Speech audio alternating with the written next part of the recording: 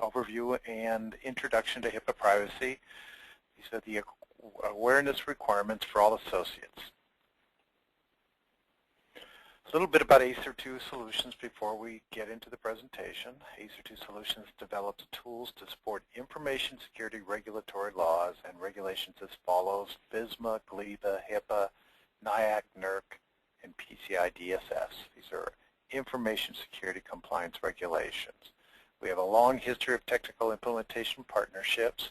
We're a Hewlett-Packard Healthcare Alliance partner, and our compliance solutions are used by hundreds of companies to assist them in being compliant with the current regulations, including the 2013 update to HIPAA. We have 100% success with our customers passing HIPAA audits. The ACER2 programs, HIPAA security and privacy training programs that this presentation is focused on, is for all associates. Additional HIPAA security rule trainings for managers and for IT managers are also available.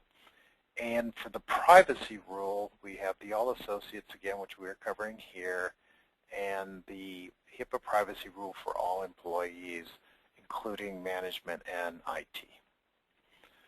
So the objectives of this training: when you complete this course, you will be able to recognize the types of protected information that exist, describe several methods for safeguarding information in spoken, written, or electronic formats, and understand your responsibilities for protecting information and reporting violations.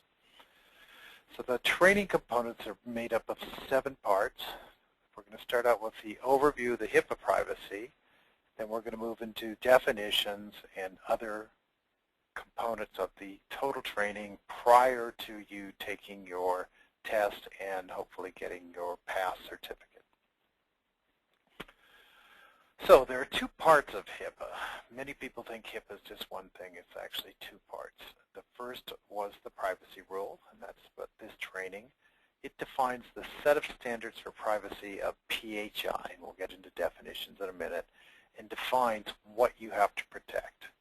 Then there's the HIPAA security rule. The security rule sets the federal standards to protect the confidentiality, integrity, and availability of electronic protected health information. So the electronics part obviously relates mostly to computers. And it requires organizations to implement and maintain reasonable and appropriate safeguards. Now, reasonable and appropriate sounds pretty soft, but as we'll see in this presentation and for other trainings that we do, that reasonable and appropriate's got a lot of body of enforcement that can help you to understand what needs to be done. Now, when we talk about HIPAA, HIPAA is broken up by many organizations and frameworks into a compliance system. We call it the cycle of compliance. Typically, we advocate you doing an annual privacy and security risk assessment. After that, you often find that you either have to create new policies and new procedures or review your existing. We then recommend you do another risk assessment, implement procedural safeguards that you've now developed the policies and procedures for, and then revise your risk assessment, and on and on and on. It's a very ongoing, you are on the cycle of compliance forever, and this is not our opinion. These are the requirements under both HIPAA and the NIST framework that we use for this presentation. So why the NIST framework? First of all, the NIST, or the National Institute of Standards and Technology, was charged by Congress to define information security and privacy standards for all federal agencies. And if you look at any of the other regulations like the HIPAA security and privacy rules, they recognize it as best practice. The NIST specific security standard, NIST SP 800-66, and the SP stands for Special Publications. Recently, that's April 2013, they published the combined privacy and security standards. So 800-53 is privacy and security. The privacy component is Appendix J, and this is in the revision 4 of the 800-53. How do we know that HHS and CMS will accept the NIST controls? After all, we're trying to comply with HIPAA security and privacy. Well, we know it because they use them. All federal agencies are required to use the NIST. Those of you that are looking at the screen can see the document that shows the Center for Medicare and Medicaid uses the 800-53 Appendix J privacy controls. So, first of all, definitions. Definitions of protected health information. Protected health information, PHI, or individually identifiable health information, okay, has lots of exceptions on what the definition is, but it is transmitted by electronic media or maintained in electronic media or transmitted or maintained in any other form of media, also including things like fax machines and the hard drives on copiers.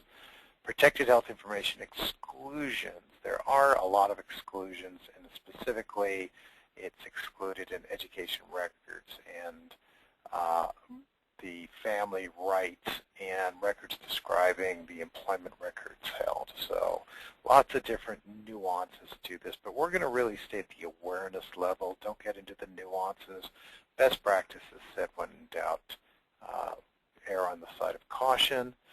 Now, protected health information, EPHI or EPHI, PII, information which can be used to distinguish or trace the identity of an individual. Name, social security number, biometrics. Let's look at a complete listing here. Now, many people could take the names and identify that as PHI. It also includes geographical identifiers smaller than a state, dates other than the year directly related to the individual, phone numbers, fax numbers, email addresses. There's also social security numbers, medical record numbers, health insurance beneficiary numbers, account numbers, certificate, licenses, vehicle identifiers, and serial numbers, including license plate numbers, blah, blah, blah. So that's all for this beginning here. I'm going to come back to it shortly and after a short break.